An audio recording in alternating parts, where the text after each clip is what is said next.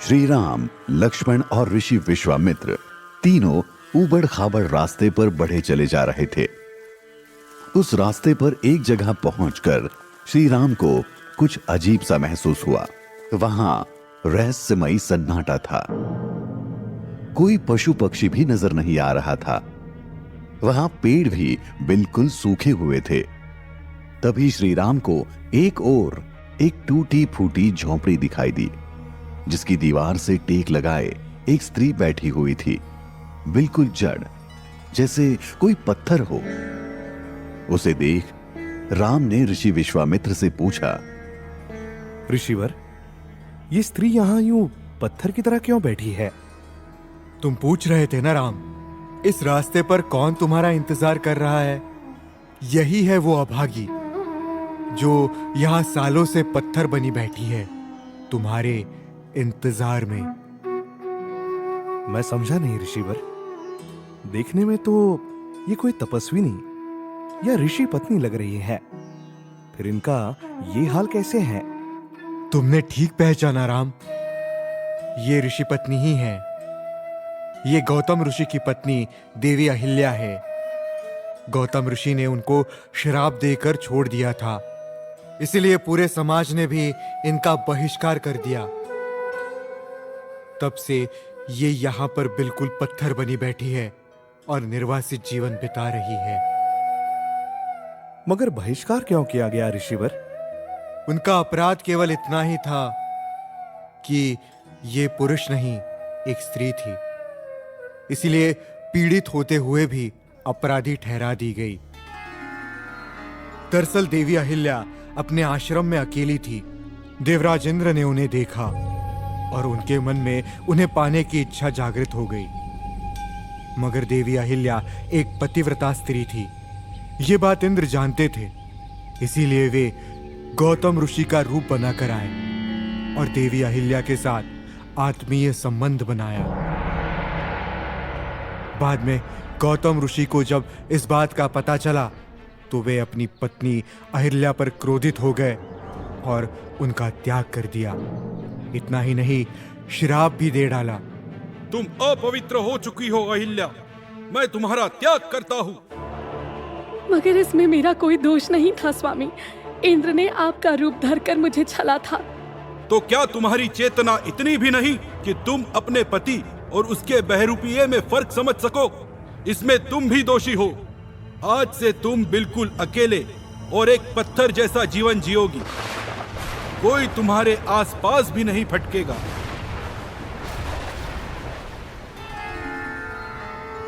श्राप के असर से इनके पास कोई पशु पक्षी तक नहीं आता। तब से ये ना कुछ खाती है ना पीती है, बस यूं ही बैठी हुई है। ये तो बहुत ही गलत हुआ ऋषिवर। गलती किसी और की और श्राप इन देवी को मिला। गौतम ऋषि को ऐसा नहीं करना चाहिए था। क्रोध इंसान की बुद्धि खराब कर देता है राम, इसीलिए क्रोध में कभी कड़वे वचन भी नहीं कहने चाहिए। क्या पता वो बात किसी के लिए श्राप बन जाए और उसका सब कुछ तबाह कर दे। तुम अयोध्या के राजकुमार हो, तुम्हारी बड़ी कीर्ति है। तुम जो करोगे उसका अनुसरण पूरा समाज करेगा, इसीलिए उनके निकट जाओ राम और उनका बहिष्कार समाप्त कर वापस समाज में शामिल करो, तभी उनका उद्धार होगा। यही कारण था मिथिला जाने के लिए मैं तुम्हें इस रास्ते से ले आया। श्री राम देवी अहिल्या के पास गए और उनके कंधों को धीरे से छूकर कहा, माता अहिल्या, मैं दशरथ पुत्र राम आपको प्रणाम करता हूं। आपका निर्वासन पूरा हुआ। आप उठिए और हमारे साथ चलिए। हम आपका हर तरह से ध्यान रखेंगे माता। श्री राम के अमृत जैसे बोल कानों में पड़ते ही देवी अहिल्या में जैसे जान आ गई। उनके शरीर में ऊर्जा का तेज संचार होने लगा। वो उठ खड़ी हुई और श्री राम के चरणों में गिर पड़ी। मुझ अभागन के पास तो कोई नहीं आता था, आज आप आए।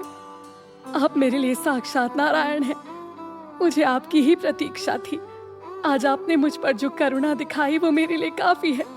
मेरा श्राप खत्म हुआ। अब मुझे कुछ और नहीं चाहिए। ऐसा कहकर देवी अहिल्या ने योग अग्नि प्रकट की और खुद को उसमें स्वाहा कर देह त्याग कर दिया। श्री राम के स्पर्श से ही उनकी मुक्ति हो गई। ऋषि विश्वामित्र देवी अहिल्या के उद्धार से बहुत प्रसन्न हुए। उनके मन में चल रही सारी दुविधाएं समाप्त हो गई। श्री राम का स्वभाव और गुण देख उन्हें हमेशा से लगता था कि वो कोई साधारण मानव नहीं है, जरूर कोई अवतार पुरुष है। और आज अहिल्या के उद्धार ने ये बात साबित कर दी थी कि हाँ, वो अवतार पुरुष हैं। गौतम ऋषि ने श्राप देते हुए देवी अहिल्या से कहा था, जिस दिन स्वयं भगवान तुम्हारे पास चलकर आएंगे उसी दिन तुम्हारा उद्धार होगा। और आज ऐसा ही हुआ था। मगर ऋषि विश्वामित्र ने अपने मन की बात किसी पर जाहिर नहीं होने दी, क्योंकि ये गुरु की मर्यादा के विरुद्ध था। तीनों देवी अहिल्या को नमन कर आगे बढ़ गए।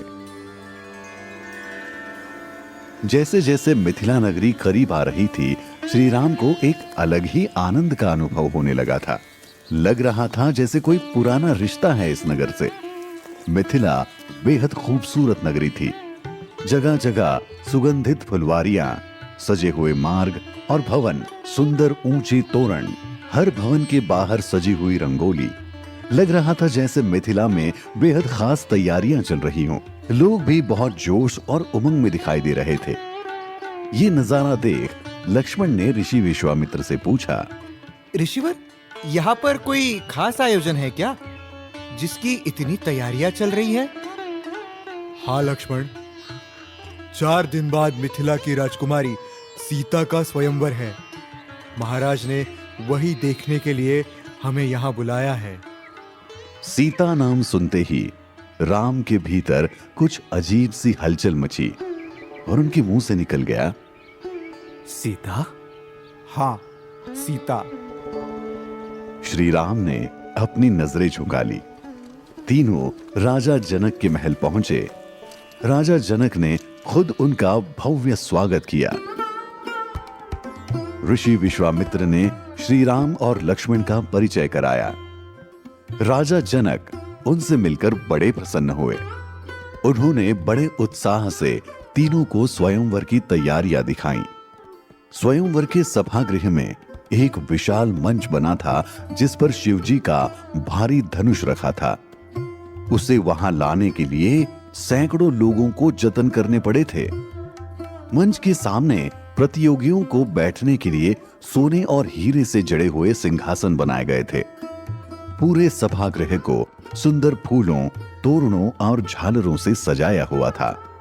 ये देखकर लक्ष्मण उत्साहित होकर बोले, वाह, कितनी भव्य तैयारियां की है राजा जनक ने। स्वयंवर देखने में आनंद आएगा। उधर लक्ष्मण तैयारियों का जायजा ले रहे थे। इधर श्री राम शिव धनुष को छूकर देख रहे थे और सोच रहे थे, कितना भारी और दुर्लभ धनुष है ये। मन कर रहा है इसे उठाकर इस पर बाण साध कर देखूं। ऋषि विश्वामित्र ने जैसे राम के मन की बात सुन ली थी, वो बुदबुदा उठे, तुम्हारी इच्छा जरूर पूरी होगी राम। इस धनुष पर तुम ही प्रत्यंचा चढ़ाओगे।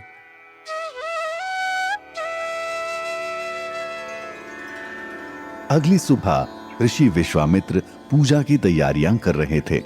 उन्होंने श्री राम और लक्ष्मण को पूजा के लिए फूल लाने महल के बगीचे में भेजा हुआ था। बगीचा बेहद सुंदर था। वहां एक और गौरी मां का मंदिर था।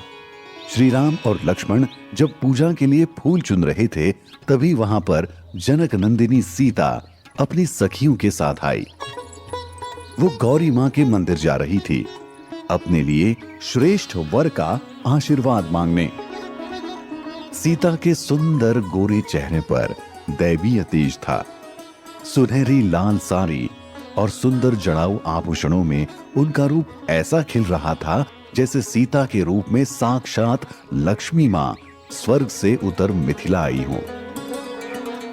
गौरी मंदिर जाते हुए अचानक सीता की दृष्टि फूल तोड़ते हुए श्री राम पर पड़ गई और वो चलते चलते ठिठक गई। ठीक उसी समय श्री राम ने भी सीता को देखा और समय का चक्र जैसे उस क्षण पर ठहर गया। न सीता के कदम आगे बढ़ पा रहे थे, न श्री राम की पलकें झुक पा रही थी। दोनों एक दूसरे को बस ठहरी नजरों से देखते जा रहे थे। उस दिन श्री राम ने जाना कि कैसे कोई अनजान छवि पहली बार में ही आंखों से सीधा हृदय में उतरती है और हमेशा के लिए वहीं अंकित हो जाती है। सीता ने भी पहली बार जाना कि कैसे कोई अनजान व्यक्ति पल भर में अपनों से भी अपना हो जाता है और हमारी प्रार्थनाओं का हिस्सा बन जाता है। सखियों की खिलखिलाहटें सुन सीता जी थोड़ी संभल ली और सधे कदमों से गौरी मंदिर की ओर बढ़ गई। प्रार्थना के लिए आंख बंद की तो आंखों के पीछे श्री राम की ही छवि उभर आई। उन्होंने सकपकाकर आंखें खोली और हृदय से बस यही प्रार्थना निकली। आप तो अंतर्यामी हैं माँ, सब जानती हैं। मैं खुद आपसे क्या मांगू। अब मेरा हृदय और मेरी वाणी मेरे वश में नहीं। आप जैसा उचित समझें वही करें माँ। श्री राम को वर के रूप में पाने की कामना के लिए सीता व्याकुल मन से महल लौट रही थी। श्री राम भी हाथों में फूल लिए खोए खोए से चले जा रहे थे। किधर जा रहे हैं होश नहीं था, क्योंकि आंखों में जनक नंदिनी की मनोहारी छवि बस चुकी थी। लक्ष्मण क्या कह रहे हैं कुछ सुनाई नहीं दे रहा था, क्योंकि कानों में बस सीता के पायलों की झनकार गूंज रही थी। अजीब दशा थी उनकी। फूल लेने गए थे मगर हृदय हार कर आ रहे थे। 2 दिन कहां गुजर गए कुछ पता नहीं चला। कल स्वयंवर था, इसीलिए आज रात को भी मिथिला के राजमहल में अच्छी खासी चहल पहल थी। दूर दूर से प्रतियोगी और मेहमान लगातार आ रहे थे। श्री राम अपने कक्ष में विश्राम करते हुए खिड़की से दिख रहे चांद को निहार रहे थे। उन्हें चांद में भी सीता का सुंदर चेहरा नजर आ रहा था।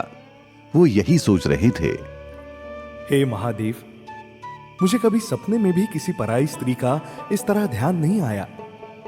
क्या मिथिला की राजकुमारी से मेरा कोई पूर्व जन्म का रिश्ता है? लक्ष्मण उनके पैर दबा रहे थे। वो राम के मन की हालत अच्छी तरह से समझ रहे थे, इसीलिए उन्हें छेड़ते हुए कहने लगे, कल कितनी धूमधाम होगी महल में भैया। राजकुमारी का स्वयंवर जो है, उन्हीं राजकुमारी सीता का जिन्हें आपने गौरी मंदिर के पास देखा था। कल बड़े बड़े शूरवीर राजा राजकुमार आएंगे और उनमें से ही कोई एक स्वयंवर की शर्त पूरी कर राजकुमारी को ब्याह कर ले जाएगा और आप बाकी मेहमानों की तरह नवविवाहित जोड़े पर फूल बरसाएंगे। ये सुनकर राम ने लक्ष्मण को तीखी नजरों से देखा। ये इतना आसान नहीं लक्ष्मण। स्वयंवर की शर्त शिवधनुष है। प्रत्यंचा चढ़ाना तो दूर की बात, अकेला मनुष्य तो उसे हिला भी नहीं सकता। जानता हूं भैया, संसार में एक ही व्यक्ति है जो वो शर्त पूरी कर सकता है, मगर अफसोस वो राजा जनक का मेहमान बनकर आया है, प्रतियोगी नहीं। ऊपर से मर्यादाओं में भी बंधा है। उसे तो बस पैर दबाने में ही सुख मिल रहा है। कहीं ऐसा ना हो स्वयंवर निष्फल होता देख राजा जनक शर्त हटा ले और किसी के भी संग राजकुमारी को ब्याह दे, तब तो हम फूल ही बरसाएंगे ना भैया। श्री राम लक्ष्मण की मंशा समझ रहे थे, मगर वो करे तो क्या करे। उनकी नजरों में मर्यादा का वो स्थान था जो प्रेम का भी नहीं था। इस समय वो ऋषि विश्वामित्र के शिष्य बनकर आए थे, स्वयंवर के प्रतियोगी नहीं। और गुरु से दिल की बात कैसे कहते भला। अब तो सब महादेव के हाथ में था।